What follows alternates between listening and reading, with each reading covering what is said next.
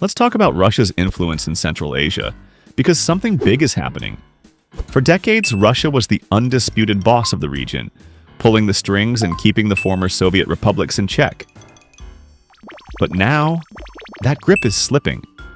Central Asian countries are making moves, distancing themselves from Moscow and looking for new allies. So, is Russia losing control? Or is this just part of a bigger shift in global power? Let's break it down. Russia's influence. Strong or weak? Not too long ago, Russia seemed untouchable in Central Asia.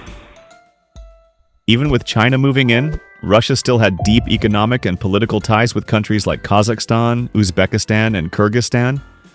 But then, Russia decided to invade Ukraine. And suddenly, things started changing, fast. For starters, not a single Central Asian country has supported the invasion.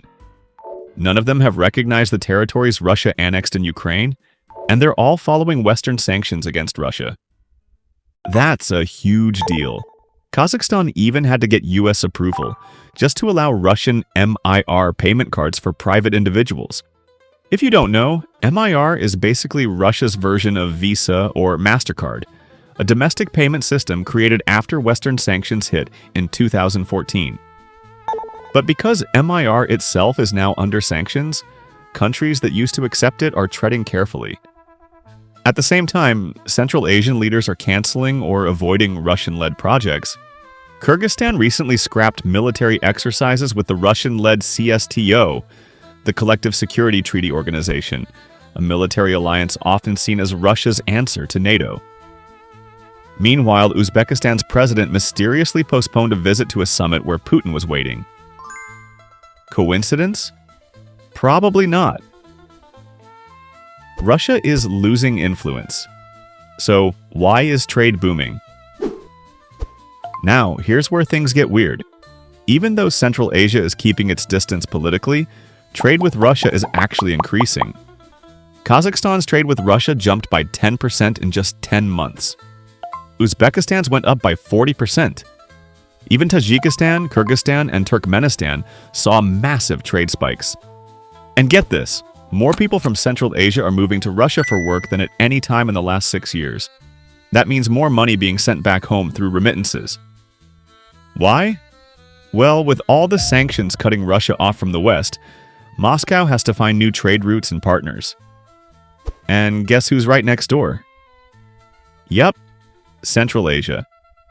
Plus, thousands of Russians fled to the region after the war started, bringing money and business with them. So Russia isn't exactly losing Central Asia, it's just playing a different game now. Central Asia's balancing act. Here's the thing. Central Asian countries aren't turning against Russia. They just don't want to put all their eggs in one basket. They're trying to balance their relationships with Russia, China, the US, and even Turkey. For example, the Organization of Turkic States, which includes Kazakhstan, Uzbekistan, and Kyrgyzstan, is gaining more attention. Originally formed to promote cultural and linguistic ties among Turkic-speaking nations, this group is now expanding its economic and political cooperation, reducing reliance on Russia. And let's not forget public opinion. People in Central Asia are starting to push back against Russian influence. Polls show that a majority of Kyrgyz and Kazakhs blame Russia for their economic problems. Protests against the war have popped up, and Russian-language schools are losing popularity. Even local nightclubs are refusing to host Russian celebrities who support the war. That's a major cultural shift. China, the new power player.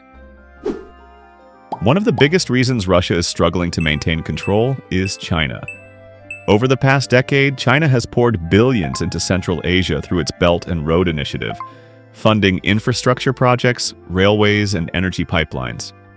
Countries like Kazakhstan and Uzbekistan now see Beijing as a key economic partner. And unlike Russia, China isn't demanding political loyalty.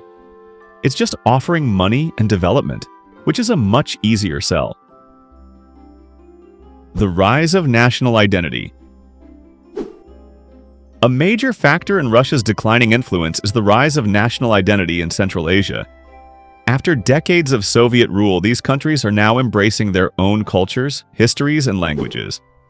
Governments are pushing to use their native languages over Russian in schools and official documents. Even pop culture is shifting. More local music, films, and literature are being produced, celebrating unique national traditions rather than Soviet nostalgia. In some places, statues of Russian and Soviet figures are quietly being removed. So, is Russia's influence fading? Short answer, yes and no. Politically, Russia is losing some ground. Central Asian leaders are keeping their distance, and the region is exploring other partnerships. But economically, Russia is still deeply embedded in the region. Trade is growing, and Moscow is making sure to stay involved in Central Asian affairs. So, what do you think? Will Russia manage to hold on to its influence, or is Central Asia slowly slipping away? Let me know in the comments.